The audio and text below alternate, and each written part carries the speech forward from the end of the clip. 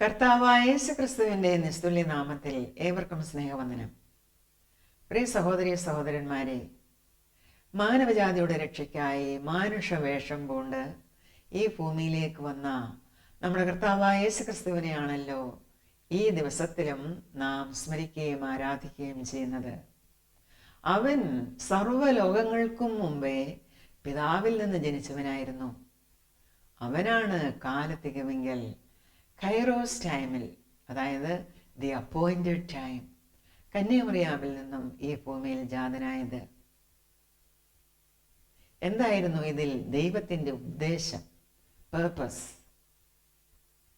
അനേകം പുത്രന്മാരെ തേജസ്സിലേക്ക് നടത്തുവാൻ. അതിനായിരുന്നു യേശുക്രിസ്തുവിനെ അയച്ചത്.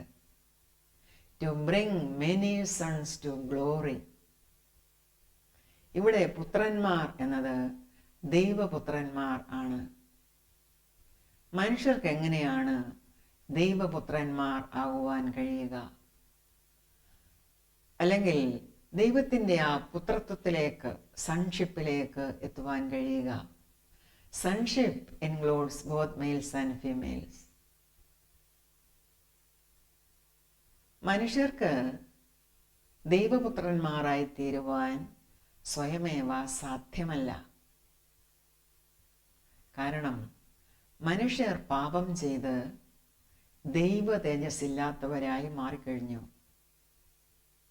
ദൈവത്തിൻ്റെ സാദൃശ്യവും സ്വരൂപവുമെല്ലാം അവന് അന്യമായിപ്പോയി. മനുഷ്യർക്ക് അസാധ്യമായ ഇക്കാര്യം സാധ്യമാക്കുവാനാണ് നമ്മുടെ കർത്താവായ യേശുക്രിസ്തു ഈ ഭൂമിയിലേക്ക് വന്നത്. അവൻ മാനവജാതിയുടെ പാപമെല്ലാം തന്മേലേറ്റെടുത്ത് കാൽവറി ക്രൂശിൽ ചുമന്നൊഴിച്ചു.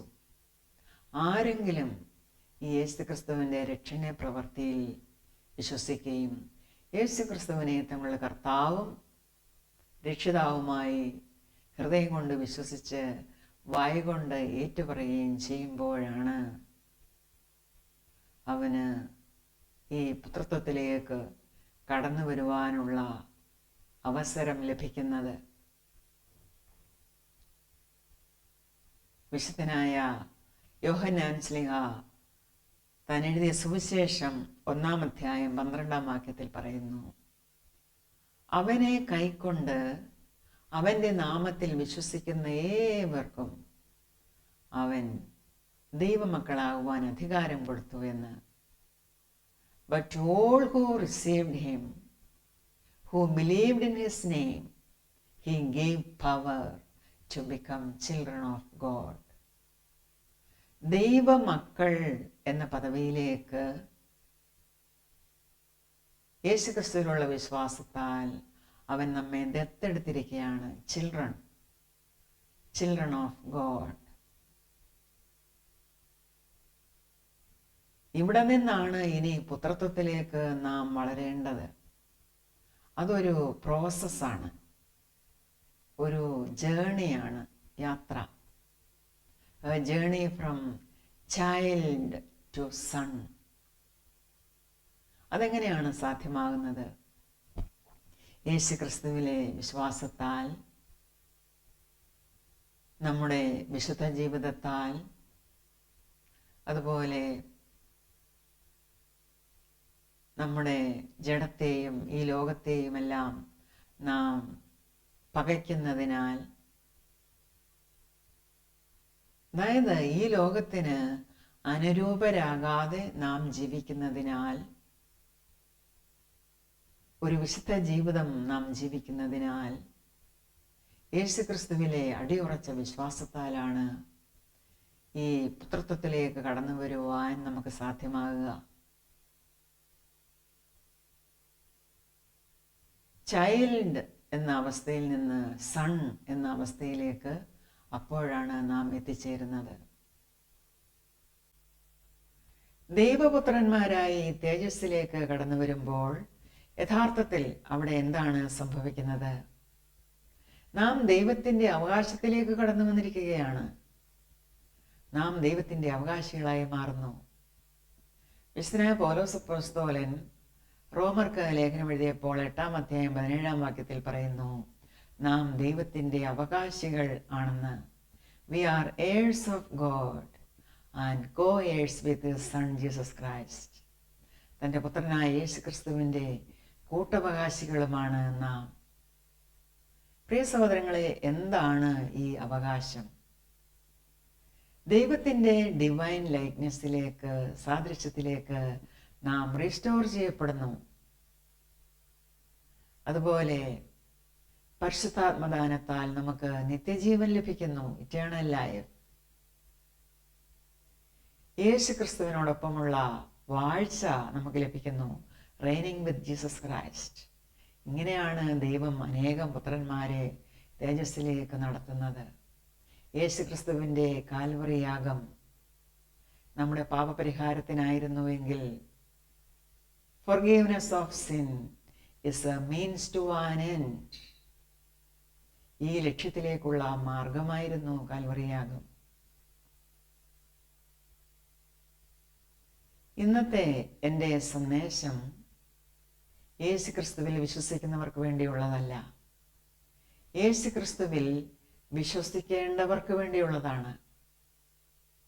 കാരണം ക്രിസ്തു വിശ്വാസി എന്ന് പേർപ്പെട്ടവർ പോലും ഈ ലക്ഷ്യമോ ഈ ദൈവത്തിൻ്റെ ഈ ഗോൾ പേർപ്പസ് എന്താണെന്ന് വിസ്മരിച്ചു പോകുന്നു ക്രിസ്മസ് ആഘോഷിക്കുമ്പോൾ. യേശു ക്രിസ്തുവിൻ്റെ വരവിന് മുമ്പായി അവന് വഴിയൊരുക്കുവാൻ ദൈവം നിയോഗിച്ചയച്ച ആളായിരുന്നു സ്നാപക യോഹന്നാൻ. പരുക്കനായ ഒരു മനുഷ്യൻ. പ്രസംഗവും അങ്ങനെയായിരുന്നു. He was a tough talking preacher. മരുഭൂമിയിലായിരുന്നു അദ്ദേഹം പ്രസംഗിച്ചുകൊണ്ടിരുന്നത്, ജുഡിയൻ ഡെസേർട്ട്.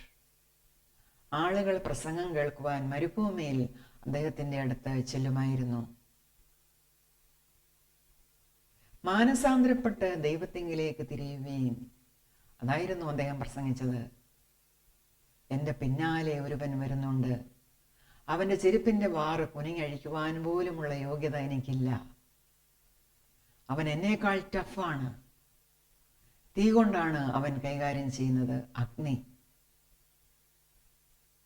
യോഹന്നാൻ സ്നാപകന്റെ പ്രസംഗ ശൈലി നമുക്ക് കാണാം. St. Luke chapter 3 verses 8, 9 and 17. മാനസാന്തരത്തിന് യോഗ്യമായ ഫലം കായ്പീൻ. അബ്രഹാം ഞങ്ങൾക്ക് പിതാവായിട്ടുണ്ട് എന്ന് ഉള്ളം കൊണ്ട് പറയുവാൻ തുനിയരുത്. അബ്രഹാമിന് ഈ കല്ലുകളിൽ നിന്ന് മക്കളെ ഉളവാക്കുവാൻ ദൈവത്തിന് കഴിയും എന്ന് ഞാൻ നിങ്ങളോട് പറയുന്നു. നിങ്ങൾ നിങ്ങളുടെ പാരമ്പര്യത്തിൽ ഊറ്റം കൊള്ളുവാൻ പാടില്ല. അബ്രഹാം ഞങ്ങൾക്ക് പിതാവായിട്ടുണ്ട് എന്ന് പറഞ്ഞ് നിങ്ങൾ പുകഴേണ്ടതില്ല. നിങ്ങളില്ലെങ്കിലും അബ്രഹാമിന് ഇവിടെ കിടക്കുന്ന കല്ലുകളിൽ നിന്ന് മക്കളെ ഉണ്ടാക്കുവാൻ ദൈവത്തിന് കഴിയും. ഇപ്പോൾ തന്നെ വൃക്ഷങ്ങളുടെ ചുവട്ടിന് കോടാലി വച്ചിരിക്കുന്നു. നല്ല ഫലം കായ്ക്കാത്ത വൃക്ഷമെല്ലാം വെട്ടി തീയിലിട്ട് കളയുന്നു. യേശുവിനെ പറ്റി പറയുകയാണ്, അവന് വീശുമുറം കയ്യിലുണ്ട്. അവൻ കളത്തെ മുറ്റും വെടിപ്പാക്കി കോതമ്പ് കളപ്പുരയിൽ കൂട്ടിവെക്കുകയും പതിർ കെടാത്ത തീയിലിട്ട് ചുട്ടുകളയുകയും ചെയ്യും. His winnowing fork is in his hand to clear his threshing floor and to gather the wheat into his barn. But he will burn up the chaff with unquenchable fire. സർവജനത്തിനും ഉണ്ടാവാനുള്ള ഒരു മഹാസന്തോഷമായാണ് യേശുക്രിസ്തു ഭൂമിയിൽ പിറന്നത്. എന്നാൽ ഈ മഹാസന്തോഷം യഥാർത്ഥത്തിൽ ആരാണ് അനുഭവിക്കുന്നത് എന്നതാണ് ചിന്തിക്കേണ്ടതായുള്ളത്. ഇന്ന് തിരുപ്പിറവി ആഘോഷിക്കുന്നവർ എന്താണ് ചെയ്യുന്നത്? ഒരു താൽക്കാലിക സന്തോഷം തരുന്ന കുറേ കാര്യങ്ങൾ, കാതുകൾക്ക് ഇമ്പം പകരുന്ന ഗാനങ്ങൾ ആലപിക്കുക, ക്രിസ്മസ് കാരൽസ്, കണ്ണുകൾക്ക് ആനന്ദം നൽകുന്ന ദീപാലങ്കാരങ്ങൾ, candle lights, Christmas stars, Christmas trees, Santa Claus, display of fireworks, നാവിനും വയറിനും സന്തോഷം നൽകുന്ന ക്രിസ്മസ് കേക്ക്സ്, ക്രിസ്മസ് ഡിന്നർ, ഇളങ്കാറ്റേറ്റ് ഉണ്ണിയേശു ഉറങ്ങുന്ന മൃഗജാലങ്ങൾ സൂക്ഷിച്ചു നോക്കി നിൽക്കുന്ന പുൽക്കൂട്, മേഞ്ചർ, ഇങ്ങനെ എല്ലാം കൂടെ ഒരു ഫീൽ ഗുഡ് പ്ലാറ്റിറ്റ്യൂഡ്സ്. ഇതൊക്കെയാണ് ക്രിസ്മസ്, ഇതൊക്കെയാണ് പ്രധാനപ്പെട്ടത്, ഇതൊക്കെയാണ് ഗൗരവമേറിയത് എന്ന ഭാവേന അവതരിപ്പിക്കപ്പെടുന്ന കുറേ നിസ്സാരപ്പെട്ട കാര്യങ്ങൾ, കുറേ പോഷത്തരങ്ങൾ, കുറേ മണ്ടത്തരങ്ങൾ.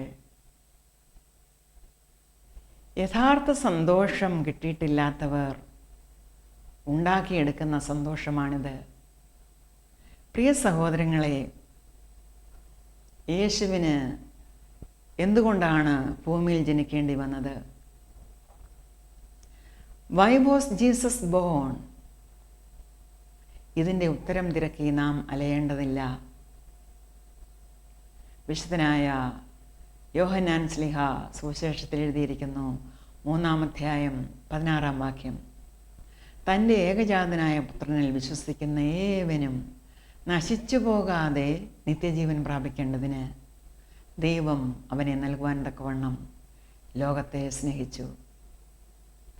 God so loved the world that he gave his Son, his only begotten Son, that whosoever believes in him should not perish, but have eternal life, everlasting life. ഇവിടെ നശിച്ചു പോകാതെ എന്ന വാക്ക് പ്രത്യേകം ശ്രദ്ധിക്കണം. അടിവരയിട്ട് നാം അത് നോക്കണം. നശിച്ചു പോകാതെ മാനവജാതിയെ രക്ഷിക്കുവാനാണ് ദൈവം യേശുവിനെ അയച്ചത്. ദൈവസ്നേഹവും നിത്യജീവനുമാണ് യേശുവിൻ്റെ ജനനം വെളിപ്പെടുത്തിയത് എന്നത് പരമാർത്ഥമാണ്. ഇതാണ് പരമാർത്ഥം, ഇത് തന്നെയാണ് സത്യം. But it is also about avoiding the fire of the hell. നിങ്ങൾ മാനസാന്തരപ്പെട്ട് മനസ്സ് പുതുക്കി രൂപാന്തരപ്പെട്ട് യേശുവിൽ വിശ്വസിക്കുമ്പോൾ മാത്രമാണ് ഈ സന്തോഷവും സ്നേഹവും നിത്യജീവനും പ്രാപ്യമാകുന്നത്. അപ്പോൾ മാത്രമാണ് സർവജനത്തിനും മഹാസന്തോഷമായി ക്രിസ്മസ് മാറുന്നത്. Otherwise you will perish in hell. ഇത്ര കഠോരമായ മുന്നറിയിപ്പുകളെ ഗുഡ് ന്യൂസ് എന്ന് എങ്ങനെ പറയുവാൻ കഴിയും? യോഹന്നാൻ സ്നാപകൻ്റെ കാലത്തെന്ന പോലെ പാപത്താലും ശാപത്താലും കുറ്റബോധത്താലും കണ്ടംനേഷൻ, ഗിൽറ്റ് ഫീലിങ്സ് ഈ ഭൂമിയിൽ ഇന്നും ന്യായവിധിയുടെ ഭയത്തിൽ ജീവിക്കുന്ന ധാരാളം ആൾക്കാരുണ്ട്. അവർക്ക് ഈ ക്രിസ്മസ് ഒരു ഗുഡ് ന്യൂസ് തന്നെയാണ്. അവർക്ക് രക്ഷപ്പെടാൻ ഒരു വഴിയുണ്ട്. There is still a way to be saved. എത്ര മനുഷ്യജന്മങ്ങളാണ് വരുവാൻ പോകുന്ന ന്യായവിധിയെപ്പറ്റി ഭയന്ന് കഴിയുന്നത്? പാപക്കുറ്റം എത്ര ജനങ്ങളെ ഇന്നും വേട്ടയാടിക്കൊണ്ടിരിക്കുന്നു. അവർക്ക് വേണ്ടിയാണ് യേശു വന്നത്. യോഹന്നാൻ സ്നാപകൻ്റെ ജനനത്തിങ്കൽ അവൻ്റെ പിതാവായ സക്കറിയ എന്താണ് പറഞ്ഞത്? ദൈവത്തിൻ്റെ ആർദ്രകരുണയെപ്പറ്റി. Saint Luke chapter 1 verses 77-79. നമ്മുടെ ദൈവത്തിൻ്റെ ആർദ്രകരുണയാൽ അവൻ്റെ ജനത്തിന് പാപമോചനത്തിൽ രക്ഷാപരിജ്ഞാനം കൊടുപ്പാൻ, to give his people the knowledge of salvation through the forgiveness of their sins. It is all because of the tender mercy of our God to a people living in darkness and in the shadow of death. അതായത് ഇരുളിലും മരണനിഴലിലും ഇരുന്നവരുടെ മേൽ ഉയരത്തിൽ നിന്ന് ഉദയം സന്ദർശനം നടത്തി. The rising sun from heaven to shine and to guide their feet into the path of peace.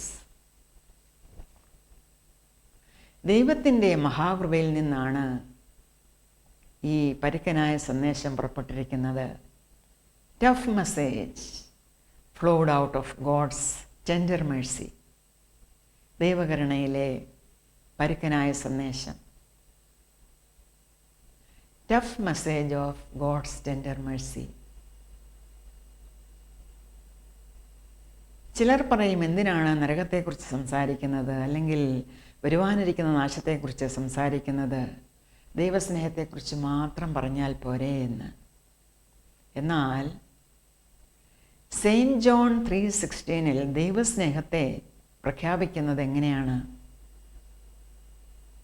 ഇവിടെയാണ് ആരും നശിച്ചു പോകരുത് എന്ന ദൈവത്തിൻ്റെ ആഗ്രഹം പ്രകടമാകുന്നത്. ക്രിസ്തുമസിൻ്റെ സന്ദേശം ഇതുതന്നെയാണ്. തൻ്റെ പുത്രനായ യേശു ക്രിസ്തുവിൽ വിശ്വസിച്ച് നിത്യജീവൻ അർഹരാകുക. ആൻഡ് മേക്ക് നോ മിസ്റ്റേക്ക്, യേശു ക്രിസ്തുവിലൂടെ പുതുജീവൻ പ്രാപിക്കുന്നില്ല എങ്കിൽ നിങ്ങൾ നശിച്ചു പോകും. ഇനി നമുക്ക് നോക്കാം എന്താണ് നരകം എന്ന്. ഹെൽ. നരകത്തെക്കുറിച്ച് പറയുമ്പോൾ തീയാണ് ഓർമ്മ വരുന്നത്, കെടാത്ത തീ. ആദ്യമേ തന്നെ പറയട്ടെ, നരകം മനുഷ്യർക്കുള്ളതല്ല. ദൈവം മനുഷ്യർക്കായി നരകം നിയമിച്ചിട്ടില്ല. പിശാചിനും അവൻ്റെ ദൂതന്മാർക്കുമാണ് നരകം നിയമിക്കപ്പെട്ടിരിക്കുന്നത്. It is meant for Satan and his demons. എന്നാൽ സത്യദൈവത്തെ ഉപേക്ഷിക്കുന്ന ജനം സാത്താനുമായി ചേർന്ന് സാത്താന് ലഭിക്കുവാൻ പോകുന്ന അതേ അവസ്ഥയിലേക്ക് ചെന്ന് ഛേദപ്പെടുന്നു എന്നതാണ് സത്യം. പിശാചിന് സംഭവിക്കുവാൻ പോകുന്നതും ദൈവനിഷേധികൾക്ക് സംഭവിക്കുവാൻ പോകുന്നതും ഒന്നാണ്. അതിന് വ്യക്തമായ തെളിവുകളുണ്ട്. The book of Revelation chapter 20 verses 10-15 and chapter 21 verse 8. Chapter 20 verse 10 പറയുന്നു, ജനങ്ങളെ വഞ്ചിച്ച പിശാചിനെ മൃഗവും കള്ളപ്രവാചകനും കിടക്കുന്ന ഗന്ധക തീപ്പൊയ്കയിൽ തള്ളിയിടും. അവർ എന്നേക്കും രാപ്പകൽ ദണ്ഡനം സഹിക്കേണ്ടി വരും. ഇവിടെ പറഞ്ഞിരിക്കുന്ന മൃഗവും കള്ളപ്രവാചകനും തിന്മയിലേക്ക് മനുഷ്യരെ നയിച്ച ദുഷ്ടഭരണാധികാരിയും അതുപോലെ സത്യദൈവത്തിൽ നിന്നും ജനങ്ങളെ വഴിതെറ്റിച്ച പാഷാണ്ഡ ഉപദേശകനുമാണ്. Chapter 20 verse 15. ഈ തീപ്പൊയ്ക, അതായത് ലേക്ക് ഓഫ് ഫയർ, രണ്ടാമത്തെ മരണം, ജീവപുസ്തകത്തിൽ പേരെഴുതി കാണാത്ത ഏവനെയും തീപ്പൊയ്കയിൽ തള്ളിയിടും. Chapter 21 verse 8. എന്നാൽ ഭീരുക്കൾ, അവിശ്വാസികൾ, അറയ്ക്കപ്പെട്ടവർ, അതായത് ദ വൈൽ, കൊലപാതകന്മാർ, ദുർനടപ്പുകാർ, ക്ഷുദ്രക്കാർ, ബിംബാരാധികൾ എന്നിവർക്കും ഭോഷ്ക് പറയുന്ന ഏവർക്കുമുള്ള ഓഹരി തീയും ഗന്ധകവും കത്തുന്ന പൊയ്കയിലത്രേ. ഇത് രണ്ടാമത്തെ മരണം. നരകത്തിൻ്റെ ഒരു ചിത്രം, ദ മോസ്റ്റ് ഫെമിലിയർ പിക്ചർ എന്നത് കെടാത്ത തീയാണ്, എവർലാസ്റ്റിംഗ് ഫയർ. യേശു തന്നെയും ഇതേപ്പറ്റി സംസാരിച്ചിട്ടുണ്ട്. Saint mark 9 versus 43 and 48. ഇവിടെ യേശു പറയുന്നു, ഊനനായി ജീവനിൽ കിടക്കുന്നത് 2 കാലുമുള്ളവനായി കെടാത്ത തീയിൽ വീഴുന്നതിനേക്കാൾ നിനക്ക് നല്ലത്. വേഴ്സ് 48 പറയുന്നു, അവിടെ അവരുടെ പുഴു ചാകുന്നില്ല, തീ കെടുന്നതുമില്ല, എല്ലാവരും തീ കൊണ്ട് ഉപ്പിടും. Everyone will be salted with fire. എന്തിനാണ് യേശു ഇങ്ങനെ പറഞ്ഞിരിക്കുന്നത്? ഇത് പറയുവാൻ കാരണം എന്താണ്? ഓൾഡ് ജെറുസലേം സിറ്റിയുടെ തെക്ക് ഭാഗത്തായി ഒരു മലയിടുക്കുണ്ട്, വാലി ഓഫ് ഹിന്നോം അല്ലെങ്കിൽ ബെൻ ഹിന്നോം താഴ്വര. ഇതിനെ ഗ്രീക്ക് ഭാഷയിൽ ഗാഹിന്നോം എന്നാണ് പറയുന്നത്. ഈ സ്ഥലം നല്ല പേരുള്ള ഒരു സ്ഥലമല്ല. യേശുക്രിസ്തുവിനും മുമ്പ് കിങ്ഡം ഓഫ് ജൂഡ ഭരിച്ചിരുന്ന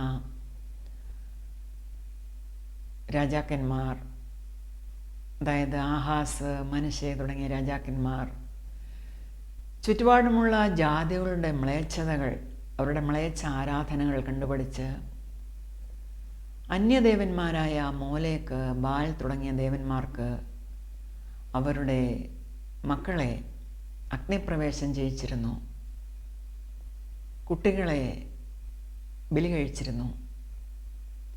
അങ്ങനെ ഒരു ദുഷ്കീർത്തിയുള്ള ഒരു സ്ഥലമാണ് ഈ വാലി ഓഫ് ഹിന്നോം അല്ലെങ്കിൽ ബെൻ ഹിന്നോം താഴ്വര. യേശുക്രിസ്തുവിൻ്റെ കാലത്ത് ഈ താഴ്വര ജെറുസലേം സിറ്റിയിലെ വേസ്റ്റ് എല്ലാം കൊണ്ട് തള്ളുന്ന ഒരു സ്ഥലമായിരുന്നു. അവിടെ ചത്ത മൃഗങ്ങളുടെയും മറ്റും ഡെഡ് ബോഡിയും എല്ലാം എറിയുമായിരുന്നു. അവിടെ ഈ വേസ്റ്റിന് തീയിടുമ്പോൾ പിന്നെയും കൊണ്ട് വേസ്റ്റ് അതിൻ്റെ പുറത്ത് മറിക്കുമ്പോൾ അവിടെ തീയ് കെടാത്ത തീയ്. അതുപോലെ ഈ ഡെഡ് ബോഡിയിൽ നിന്നൊക്കെയുള്ള പുഴുക്കൾ അവിടെയുണ്ട്. നരകത്തെ വിശദമാക്കുവാൻ യേശുക്രിസ്തു ശിഷ്യന്മാർക്ക് കാണിച്ചു കൊടുത്ത ഒരു ചിത്രമാണ് ഇത്. കെടാത്ത തീയും ചാകാത്ത പുഴുവുമുള്ള നരകത്തിലെ അതിവേദന. വീണ്ടും സെയിൻറ്റ് മാത്യു ചാപ്റ്റർ 25 വേഴ്സ് 41 പറയുന്നു, അക്രമം പ്രവർത്തിക്കുന്നവരെ എന്നെ വിട്ടുപോകുവീൻ, എന്നെ വിട്ട് പിശാചിനും അവൻ്റെ ദൂതന്മാർക്കും ഒരുക്കിയിരിക്കുന്ന നിത്യാഗ്നിയിലേക്ക് പോകുവീൻ.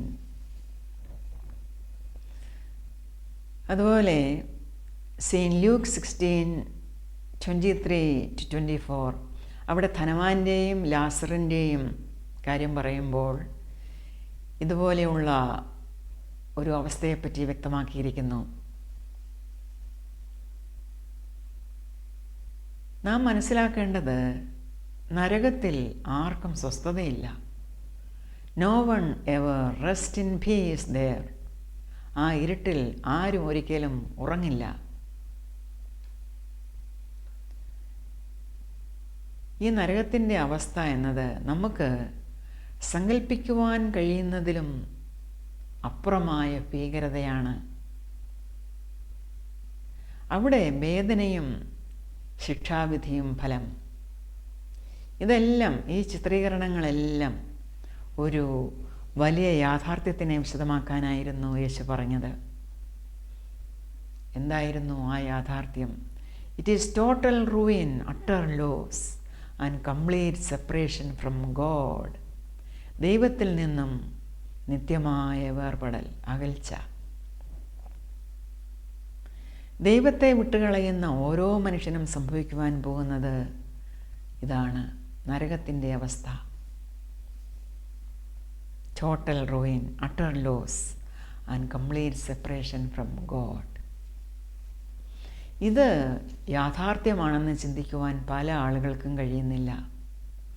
അവരെ സംബന്ധിച്ചിടത്തോളം ദൈവം ഇതിന് അനുവദിച്ചുകൂടാ, അങ്ങനെ ചെയ്യാൻ പാടില്ല. ദൈവം ഇങ്ങനെയൊന്നും ചെയ്യില്ല. പ്രിയ സഹോദരങ്ങളെ, ഈ ചിന്ത തന്നെ പ്രശ്നം നിറഞ്ഞതാണ്. ദൈവം മനുഷ്യനെ നരകത്തിലേക്ക് ഒരിക്കലും പറഞ്ഞയക്കുന്നവനല്ല. മനുഷ്യൻ തനിക്ക് തന്നെ വരുത്തി വയ്ക്കുന്ന ശിക്ഷയാണിത്. It is what man do to himself, not what God does to man. ദൈവത്തിൽ നിന്നും അന്യമായി പോകുന്നതാണ് നരകം. ഇതാണ് നാം മനസ്സിലാക്കേണ്ടത്. ദൈവത്തിൽ നിന്നും എന്നേക്കുമായി അന്യമായി പോകുന്നതാണ് നരകം. ദൈവത്തിൻ്റെ നന്മ അനുഭവിക്കുവാൻ കഴിയാത്ത അവസ്ഥ. ദൈവക്രോധത്തെപ്പറ്റി പലപ്പോഴും വിശുദ്ധ ബൈബിളിൽ പരാമർശമുണ്ട്. എങ്ങനെയാണ് ദൈവം തൻ്റെ ക്രോധം പ്രദർശിപ്പിക്കുന്നത്? തന്നെ കൂടാതെ ജീവിക്കുവാൻ മനുഷ്യനെ ദൈവം അനുവദിക്കും. He simply let's people B themselves. സ്വന്തം വഴിക്ക് നടക്കുവാൻ വിടും. അവർ മതങ്ങൾ എന്ന അധമമായി വില കുറഞ്ഞ ഒരു സിസ്റ്റം എടുത്തണിയുന്നു. ലൈംഗിക അരാജകത്വം, ആൻറ്റി സോഷ്യൽ പെരുമാറ്റങ്ങൾ, ദുഷിച്ച സ്വഭാവങ്ങൾ, ഇവയിലേക്ക് അവർ നയിക്കപ്പെടുന്നു. ദൈവമില്ലാത്തവർ ഭൂമിയിൽ ജീവിക്കുന്ന ആ നരകം ഇങ്ങനെയായിരിക്കും. പാപത്തിന് ദൈവം മനുഷ്യർക്ക് കൊടുക്കുന്ന ഏറ്റവും വലിയ ശിക്ഷ അവരുടെ ജീവിതത്തിൽ നിന്ന് തൻ്റെ സാന്നിധ്യം അവസാനിപ്പിക്കുന്നതാണ്. അവർ ദൈവത്തെ കൂടാതെ അവരുടെ കാര്യം സ്വയം ചെയ്യുക. അങ്ങനെ അവർ കൂടുതൽ കൂടുതൽ പാപത്തിലേക്കും വീഴ്ചയിലേക്കും കടന്നുപോയി ജീവിതം ദുസ്സഹമാക്കും. പാപികൾക്ക് തങ്ങൾ ആഗ്രഹിക്കുന്നത് തന്നെ ലഭിക്കുന്നു. Hell is an existence where God leaves them alone. ഏതു മനുഷ്യനും ഈ ഭൂമിയിൽ ദൈവത്തെ അറിയാത്തവർക്ക് പോലും ദൈവം കൃപ നൽകുന്നു. വീണ്ടും വീണ്ടും എല്ലാ നല്ല ദാനങ്ങളും നൽകിക്കൊണ്ട് അവരെ പരിപാലിക്കുന്നവനാണ് നമ്മുടെ ദൈവം.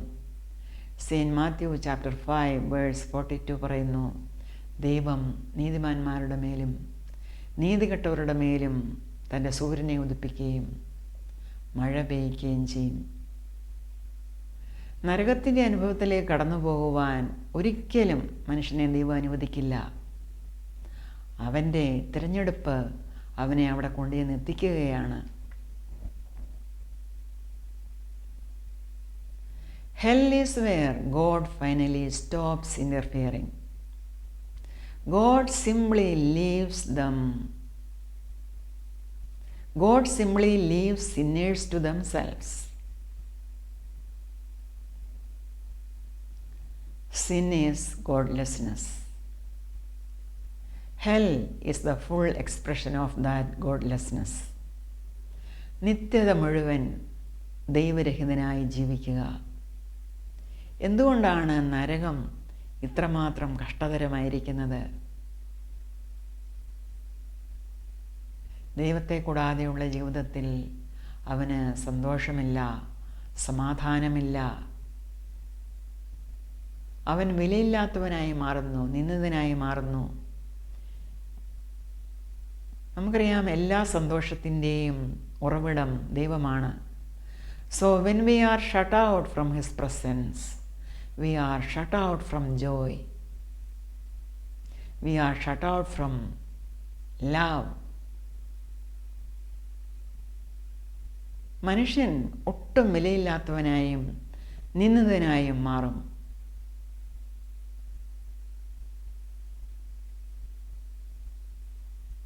യെശയ്യാവിൻ്റെ പ്രവചനം 66-ാം അധ്യായം 24-ാം വാക്യത്തിൽ കാണുന്നു, അവർ സകല ജനത്തിനും അറപ്പായിരിക്കും, ലോത്സം. Book of Daniel chapter 12 verse 2 പറയുന്നു, shame and everlasting contempt. ഇതെല്ലാം നരകത്തിൻ്റെ അവസ്ഥയാണ്. Hell is hideous. നരകം ഭീകരമാണ്. ഇതിന് കാരണം പാപം ഭീകരമാണ്. ഒരു വ്യക്തി പോലും നശിച്ചു പോകാതെ എന്ന് യേശു പറഞ്ഞിരിക്കുന്നത് ഈ നരകാവസ്ഥയെ പരാമർശിച്ചാണ്. ദൈവസന്നിധിയിൽ നിന്നും നാം മാറിപ്പോയാൽ, ദൈവം നമ്മെ വിട്ടുപോയാൽ നമുക്ക് ഒരു വിലയുമില്ല. ഗോഡ്ലെസ്നെസ് ഈസ് വേർത്ത്ലെസ്നെസ്. എന്നാൽ ക്രിസ്മസ് എന്തുകൊണ്ടാണ് ഇത്രമാത്രം ഇമ്പോർട്ടൻ്റ് ആയിരിക്കുന്നത്, പ്രാധാന്യമുള്ളതായിരിക്കുന്നത്? ക്രിസ്മസ് ഇല്ലായിരുന്നുവെങ്കിൽ, അഥവാ ദൈവം തൻ്റെ പുത്രനെ മാനവരാശിയുടെ പാപപരിഹാരകനായി ഈ ഭൂമിയിലേക്ക് അയച്ചില്ലായിരുന്നുവെങ്കിൽ, നാം ഇത്രയും സമയം സംസാരിച്ചുകൊണ്ടിരുന്ന ആ നരക അവസ്ഥയിൽ നാം ആയി പോകുമായിരുന്നു. ദൈവത്തിൽ നിന്നും അകന്ന് കൈവിടപ്പെട്ടുപോയ ആ അവസ്ഥയിൽ hell would be the unavoidable fate of this world and everyone in it. There would be no possibility of escape. നമുക്കറിയാം, ദൈവത്തിന് ഹിതകരമായ, ദൈവത്തിൻ്റെ ഇഷ്ടമനുസരിച്ച് ജീവിക്കുവാനുള്ള ഒരു പ്രവണത, ഒരു ടെൻഡൻസി അല്ല മിക്കപ്പോഴും മനുഷ്യനുള്ളത്. We have a tendency to do what we want. നമ്മുടെ സ്വാർത്ഥ താല്പര്യങ്ങൾക്കനുസരിച്ച് ജീവിക്കുവാൻ, മറ്റുള്ളവരുടെ മുമ്പിൽ താൻ കേമനാണെന്ന് കാണിക്കുവാൻ, തനിക്ക് എല്ലാവരെയും കാൽക്കീഴിലാക്കുവാൻ കഴിയുമെന്ന് കാണിക്കുവാൻ, എല്ലാവരെയും കൂടുതൽ ആർജിക്കുവാൻ തക്ക മാർഗങ്ങൾ തനിക്ക് മാത്രമേ അറിയൂ എന്ന് കാണിക്കുവാനുള്ള ആ പ്രവണതയാണ് മിക്കപ്പോഴും മനുഷ്യനുള്ളത്. അപരനെ തന്നോടൊപ്പം നിർത്തുവാൻ മനസ്സില്ലാതെ അവൻ കിടക്കേണ്ടത് തൻ്റെ കാൽക്കീഴിലായിരിക്കണം എന്നുള്ള ആ മനോഭാവമാണ് എല്ലാ മത്സരങ്ങളുടെയും, എല്ലാ ഇലക്ഷൻ്റെയും, എല്ലാ ബിസിനസ്സുകളുടെയും പിന്നിലുള്ളത്. മറ്റുള്ളവരെ പീഡിപ്പിക്കുന്നവർ. പ്രിയ സഹോദരങ്ങളെ, മറ്റുള്ളവരെ പീഡിപ്പിക്കുന്ന ഇങ്ങനെയുള്ളവർക്ക് എന്താണ് സംഭവിക്കുവാൻ പോകുന്നത് എന്ന് വിശുദ്ധ ബൈബിൾ രേഖപ്പെടുത്തിയിരിക്കുന്നു. 2 Thessalonians chapter 1 verses 6-10. കർത്താവായ യേശു തൻ്റെ ശക്തിയുള്ള ദൂതന്മാരുമായി സ്വർഗത്തിൽ നിന്ന് അഗ്നിജ്വാലയിൽ പ്രത്യക്ഷനായി ദൈവത്തെ അറിയാത്തവർക്കും നമ്മുടെ കർത്താവായ യേശുവിൻ്റെ സുവിശേഷം അനുസരിക്കാത്തവർക്കും പ്രതികാരം കൊടുക്കുമ്പോൾ, നിങ്ങളെ പീഡിപ്പിക്കുന്നവർക്ക് പീഡയും പീഡ അനുഭവിക്കുന്ന നിങ്ങൾക്ക് ആശ്വാസവും പകരം നൽകുന്നത് ദൈവസന്നിധിയിൽ നീതിയല്ലോ. ആ നാളിൽ അവൻ തൻ്റെ വിശുദ്ധന്മാരിൽ മഹത്വപ്പെടേണ്ടതിനും ഞങ്ങളുടെ സാക്ഷ്യം നിങ്ങൾ വിശ്വസിച്ചതുപോലെ വിശ്വസിച്ച എല്ലാവരിലും താൻ അതിശയവിഷയമാകേണ്ടതിനും വരുമ്പോൾ, സുവിശേഷം അനുസരിക്കാത്തവർ കർത്താവിൻ്റെ സന്നിധാനവും അവൻ്റെ വല്ലഭത്വത്തോടുകൂടിയ മഹത്വവും വിട്ടകന്ന് നിത്യനാശം എന്ന ശിക്ഷാവിധി അനുഭവിക്കും. ഇതാണ് അങ്ങനെയുള്ളവർക്ക് വരുവാൻ പോകുന്നത്. Hell is being on your own without God. അതുകൊണ്ടാണ് നരകം ഇത്രമാത്രം കുഴപ്പമുള്ളതാണ്, ഇത്രമാത്രം തീരാ ദുഃഖമാണ് നരകം എന്ന് പറയുന്നത്. That is why hell is such utter sorrow. ഒരു അമ്മയുടെ കയ്യിലിരുന്ന് നിർബന്ധം പിടിക്കുന്ന കുട്ടി അമ്മയുടെ ഇഷ്ടത്തിന് വിരുദ്ധമായി താഴെ ചെളിയിലേക്ക് അഥവാ തീയിലേക്ക് ഇറങ്ങുമ്പോൾ ആ അമ്മയ്ക്ക് 2 കാര്യങ്ങൾ ചെയ്യാം. ഒന്ന്, just stand back and let him go where he would be doomed forever. 2, she could do something to rescue him. ഈ ലോകചരിത്രത്തിൽ ദൈവം ചെയ്തത് അതാണ്. തൻ്റെ സാദൃശ്യത്തിലും തൻ്റെ സ്വരൂപത്തിലും സൃഷ്ടിക്കപ്പെട്ട നാം ദൈവഹിതത്തിന് വിരുദ്ധമായി പാപം ചെയ്ത് മരണത്തിലേക്ക് പോയപ്പോൾ God did something to rescue us. The second option, God gave us Christmas. God entered into our predicament in the person of Jesus Christ. നമ്മെ ഓരോരുവരെയും നമ്മുടെ പാപങ്ങൾക്ക് അനുസരണമായി ശിക്ഷിക്കുവാൻ ദൈവത്തിന് അധികാരമുണ്ട്. എന്നാൽ അവൻ എന്താണ് ചെയ്തത്? He became one of us and took upon himself the penalty we sinners deserve. പാപികളായി നമുക്ക് അർഹതപ്പെട്ട ആ നരകമായ വേർപെടൽ, ഹെലിഷ് സെപ്പറേഷൻ അവൻ സഹിച്ചു. മാനവരാശിയുടെ മുഴുപാപവും തന്മേലേറ്റെടുത്ത് പാപമായി അവൻ മാറിയപ്പോൾ ആ അവസ്ഥയിൽ പിതാവ് പോലും മുഖം തിരിച്ചു. Jesus endured the Father's rejection. എൻ്റെ ദൈവമേ, എൻ്റെ ദൈവമേ, എന്നെ കൈവിട്ടത് എന്ത് എന്ന് ക്രൂശിന്മേൽ അവൻ നിലവിളിച്ചു. എന്തിനായിരുന്നു യേശു ഇത് എൻഡ്യൂർ ചെയ്തത്, സഹിച്ചത്? So that we could enjoy his acceptance. ഇത്രമേലാണ് ദൈവം ലോകത്തെ സ്നേഹിച്ചത്. God so loved the world. ഒരു കാലിത്തൊഴുത്തിൽ കിടക്കത്തക്കവണ്ണം നമുക്ക് വേണ്ടി അവൻ അത്രയ്ക്ക് ചുരുങ്ങി. ശൂന്യവൽക്കരിക്കപ്പെട്ടു. He emptied himself. തന്നെത്താൻ ഒഴിച്ചു. വേഷത്തിൽ മനുഷ്യനായി തന്നെത്താൻ താഴ്ത്തി. ആർക്കു വേണ്ടി? നമുക്ക് വേണ്ടി. നമുക്ക് വേണ്ടി യേശു നരകത്തിൻ്റെ ഭീകരത അനുഭവിച്ചു. എങ്ങനെ? ഇന്നേ വരെ ഒരുവനും മരിച്ചിട്ടില്ലാത്ത വിധം അത്രയ്ക്ക് ദാരുണമായ ഒരു മരണം കാൽവറിയിലെ കുരിശിൽ അവൻ സ്വയം ഏറ്റെടുത്തു. എന്തിനു വേണ്ടി? ഇത് യേശു എനിക്ക് വേണ്ടിയാണല്ലോ സഹിച്ചത് എന്ന് മനസ്സിലാക്കി അവനിൽ വിശ്വസിക്കുന്നവർക്ക് വേണ്ടി, അവർക്ക് നിത്യജീവൻ ലഭ്യമാകുവാൻ വേണ്ടി.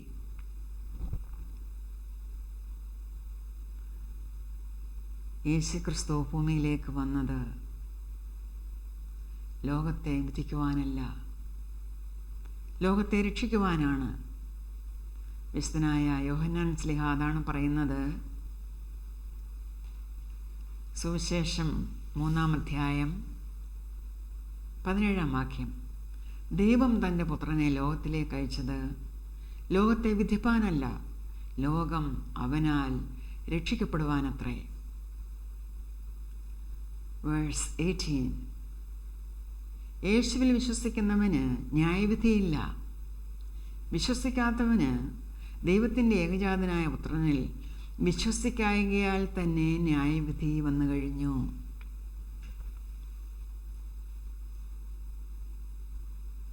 ലോകത്തെ വിധിക്കുവാനല്ല യേശുക്രിസ്തു വന്നത്. തൻ്റെ രക്തം മറുവിലയായി കൊടുത്ത് അവൻ നമ്മെ രക്ഷിച്ചു. പ്രിയ സഹോദരങ്ങളെ, നരകം പ്രാപിക്കുവാൻ നാം എന്തെങ്കിലും ചെയ്യേണ്ടതായിട്ടുണ്ടോ? യാതൊന്നും ചെയ്യേണ്ടതില്ല. Just to remain in your same old self. പാപത്തിൽ തുടരുക, ആ പഴയ മനുഷ്യൻ്റെ അവസ്ഥയിൽ തുടർന്നാൽ മതി. എന്നാൽ നശിച്ചു പോകാതെ നിത്യജീവൻ പ്രാപിക്കുവാനോ നാം നിശ്ചയമായും ഒരു കാര്യം ചെയ്യേണ്ടതായുണ്ട്. അത് സ്വയം നമ്മിലേക്ക് കടന്നു വരുന്നതല്ല. നാം ക്ഷണിച്ചാൽ മാത്രം, നാം സ്വീകരിച്ചാൽ മാത്രം പ്രാപിക്കുന്നതാണ് അത്. കർത്താവായ യേശുക്രിസ്തുവിൽ വിശ്വസിക്കുക. ആ വിശ്വാസം നാം സ്വയം ചെയ്യേണ്ടതാണ്. ആരും നമ്മെ നിർബന്ധിക്കില്ല. നാം ആ ദൈവസ്നേഹം മനസ്സിലാക്കിയാൽ നാം അത് സ്വയം ചെയ്യും. കർത്താവായ യേശുക്രിസ്തുവിൽ വിശ്വസിക്കുക, എന്നാൽ നീയും നിന്റെ കുടുംബവും രക്ഷ പ്രാപിക്കും. വീണ്ടും ജനനം പ്രാപിക്കുക. No one can receive eternal life in the kingdom of God unless he or she is born again. നമുക്ക് പാടാം. For God so loved the world that he gave his only Son, and whosoever believes will not perish, they shall have eternal life. I shall hold to the cross, I shall hold to God alone, for his love has salvaged me, for his love has set me free. For God so loved the world that he gave his only Son, and whosoever believes will not perish, they shall have eternal life. I shall wait upon the Lord, I shall wait upon his word, and by his grace I am released, and by his grace I am redeemed. Oh, for God so loved the world that he gave his only Son, and whosoever believes will not perish, they shall have eternal life. And by his precious blood I have been set free for the glory of Jesus' name. I surrender all now to Christ alone.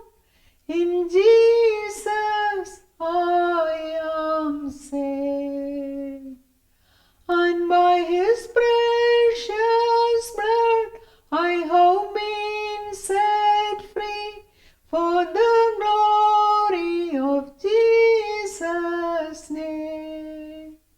I surrender all now to Christ alone. In Jesus I am saved. For God so loved the world that he gave his only Son, and whosoever believes will not perish, they shall have eternal life. Yes, they